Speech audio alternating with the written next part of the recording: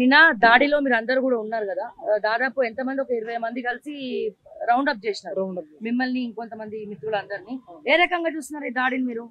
వాస్తవానికి ప్రజాస్వామ్యంలో చదువుకున్న వ్యక్తులుగా నిరసన తెలపడం అండ్ ప్రజలను ఓటర్లను చైతన్యపరచడం మా హక్కు భావించే ఇప్పుడు మేము కాంగ్రెస్ పార్టీ ఏదైతే మన నిరుద్యోగులకు హామీ ఇచ్చిందో, కాంగ్రెస్ పార్టీ అంటే ఓన్లీ రేవంత్ రెడ్డి ఒక్కడని కాదు, ఢిల్లీ నుంచి వచ్చినటువంటి రాహుల్ గాంధీ గారు, తెలంగాణలో మేధావులం అని చెప్పుకున్నటువంటి రియాజ్ సార్ కానీ, కోదండరామ్ సార్ కానీ, బల్మూరు వెంకట్ కానీ వీళ్ళందరూ వచ్చి మాకు హామీలు ఇచ్చారు. హామీలు ఇచ్చి 2 సంవత్సరాలు గడుస్తా ఉన్నా ఒక్క హామీ కూడా నెరవేర్చలేదు. మమ్మల్ని రోడ్లకి ఇచ్చారు. పైగా జీవో 29 లాంటివి తీసుకొచ్చి ఎస్సీ ఎస్టీ బీసీ మైనారిటీకి సంబంధించిన విద్యార్థుల పుట్టల మీద కొట్టిరు కాబట్టి మాకు అన్యాయం జరిగింది. మేము మోసపోయినాం. జూబ్లీహిల్స్ ప్రజలారా మీరు మోసపోవద్దు. మాకు ఏ విధంగా అయితే అన్యాయం జరిగిందో మీకు కూడా అదే విధంగా అన్యాయం జరుగుతుంది. వాళ్ళు ఇచ్చినటువంటి హామీలకు మీరు మోసపోవద్దు. మేము మోసపోయినాం కాబట్టి మీరు మోసపోవద్దు అని చెప్పి వాళ్ళని చైతన్యపరుస్తున్న క్రమంలో వాళ్ళు ఏదైతే వాళ్ళు కాంగ్రెస్ పార్టీ చేస్తున్నటువంటి బండారం వాళ్ళు హామీలు ఇచ్చి మోసం చేస్తారని చెప్పి వాళ్ళకి తెలుసు. ఒకవేళ జూబ్లీహిల్స్ ప్రజలకు తెలిస్తే మేము ఓడిపోతాం, మాకు ఓట్లు వేయరేమో అని చెప్పి ఒక దుర్బుద్ధితోటి రేవంత్ రెడ్డి గారు కానీ వాళ్ళ కోటిం కొందరు కాంగ్రెస్ సంబంధించిన గుండాలను మా పైకి దాడికి చేయమని డైరెక్ట్ వాళ్ళు చెప్పినందుకు డైరెక్ట్ మమ్మల్ని చూసి మేము ప్రచారం చేస్తున్నాం మా పైకి వచ్చి కొట్టేశారు. మేము ఒకటే అడుగుతున్నాం, ఈ రోజు కాంగ్రెస్ పార్టీ అధికారం రావడానికి మెయిన్ రీజన్ నిరుద్యోగులు. అది రేవంత్ రెడ్డి గారు పదవి ప్రమాణ స్వీకారం చేసినప్పుడు చెప్పిండు ఆయన, నిరుద్యోగుల వల్ల నేను అధికారంలోకి వచ్చానని చెప్పి.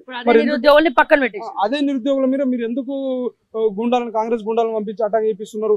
మేము గతం లోపల కాంగ్రెస్ పార్టీకి ప్రచారం చేసేటప్పుడు కరడు కట్టిన కాంగ్రెస్ టీఆర్ఎస్ వాళ్ళని కూడా వాళ్ళ కాళ్ళు మోకి మా ఆత్మగౌరవం తాకట్టు పెట్టి వాళ్ళ కాళ్ళు మోకి కాంగ్రెస్ పార్టీకి ఓటేయండి, 2 లక్షల ఉద్యోగాలు ఇస్తామని చెప్పారు.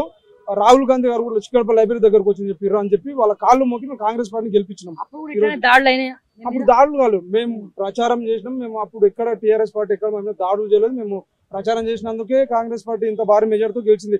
అంతకు ముందు రేవంత్ రెడ్డి గారు గెలుస్తారని ఎవరైనా అనుకున్నారా? కోడంగల్ ప్రజలు కూడా డిపాజిట్లు కూడా రావని చెప్పి సందర్భం అప్పుడు ఉన్నది. కానీ నిరుద్యోగులందరం బస్ యాత్రలను కట్టుకొని మా చదువంతా పక్కన పెట్టి కాంగ్రెస్ పార్టీ అధికారం తీసుకొచ్చినాం. మరి 2 సంవత్సరాలు దాటిపోతా ఉన్నా మా హామీలు నెరవేర్చలేరు కాబట్టి మేము జూబ్లీహిల్స్ లో నన్ను ఓడిస్తే బుద్ధి చెప్తే మాకు నోటిఫికేషన్ వస్తాయి మన చిన్న ఆశతోటి మేము ఈ రోజు జూబ్లీహిల్స్ దగ్గరకు వస్తే మరి కాంగ్రెస్ వాళ్ళు నిరుద్యోగుల మీద ఎందుకు అటాక్ చేపిస్తారు? ఈ రోజు మీకు పదవులందరికీ రావడానికి కారణం ఎవరు? మేము నిరుద్యోగులమే కదా, మీకు గుర్తుకు రావట్లేదా? మీరు ఎన్ని హామీలు ఇచ్చారు, ఎన్ని నెరవేర్చారు?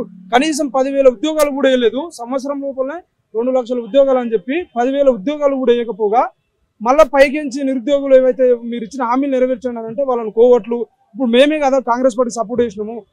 వాళ్ళు ఏం చేస్తున్నారు అంటే టీఆర్ఎస్ పార్టీ అంటే ఈ మధ్యలో మేము కొన్ని జీవోల కోసము వాళ్ళు తీసుకొచ్చి గ్రూప్ 1 ఇష్యూలో కానీ పోస్టులు అమ్ముకున్నారు అదే అని చెప్తే మాకు సపోర్ట్ గా ప్రతిపక్షాలు ఏమైనా నిరుద్యోగులు సపోర్ట్ చేస్తే మేము యాక్సెప్ట్ చేస్తాం. వచ్చిన సందర్భంలో వాళ్ళ దగ్గర దిగిన ఫోటోలు వాళ్ళు పెట్టుకుని వీళ్ళు ఈ పార్టీకి సంబంధించినటువంటి వ్యక్తులు ఇక్కడ అమౌంట్ తీసుకున్నారు పే బ్యాచ్ అని అంటారు.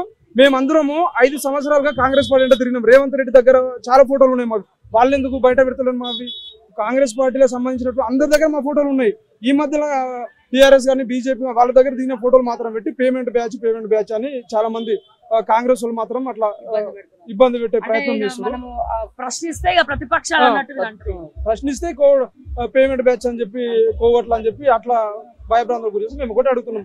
నిరుద్యోగులతో పెట్టుకున్నటువంటి ఏ ప్రభుత్వం కూడా ముందుకు వెళ్ళలేదు. ఖచ్చితంగా కాంగ్రెస్ ప్రభుత్వం కూడా మేము గత ప్రభుత్వం ఏ విధంగా గద్దె విధించినామో గత ప్రభుత్వానికి వాస్తవానికి 10 ఏళ్ళు పట్టింది వ్యతిరేకత రావడానికి. ఈ ప్రభుత్వానికి అధికారంలోకి వచ్చిన 4-5 నెలలనే వ్యతిరేకత వచ్చింది. ఎందుకంటే వాళ్ళు 29 జీవో ఎవరైతే తీసుకొచ్చారు, వాళ్ళ అధికారంలో రాకముందు 46 జీవో రద్దు చేస్తామన్నారు. అడ్డమైన జీవోలు తీసుకొస్తారు, వాళ్ళకి అనుకూలంగా లేని జీవోలను అనుకూలంగా మార్చుకుంటారు. 46 జీవో రద్దు చేసి 46 బాధితులకు న్యాయం చేయండి అంటే మాత్రం న్యాయపరమైన వివాదాలు వస్తాయని చెప్పి ఈరోజు బల్మూరు వెంకట్ గారు మాట్లాడుతారు. వాళ్ళందరికీ చెప్తా ఉన్నాం, ఈరోజు మేము చేసిన పోరాటాల వల్లనే మేము మీకు ప్రచారం చేయడం వల్ల మీరు అధికారంలోకి వచ్చారు. అది గుర్తు పెట్టుకోండి. దయచేసి మేము ఏవైతే అడుగుతున్నామో మీరు ఎట్లా హామీలు ఇవ్వలేరు, మనం కనీసం ప్రచారం కూడా వేసుకొని ఇస్తలేరు అంటే మీ కాంగ్రెస్ పార్టీ ఎంత నియంత్రణతో పొగడలేకపోతుందో స్పష్టంగా అర్థమవుతుంది. రేవంత్ రెడ్డి గారితో పాటు తెలంగాణలో ఉన్నటువంటి మేధావులు అందరూ కూడా చెప్తా ఉన్నాం, మేము ఇప్పటికే 10 ఏళ్ళు అణచివేత గురైనాం. దయచేసి మీరు అర్థం చేసుకుని నిరుద్యోగుల బాధను అర్థం చేసుకుని ఇమీడియట్ గా నోటిఫికేషన్ వచ్చే ప్రయత్నం చేయాలని చెప్పి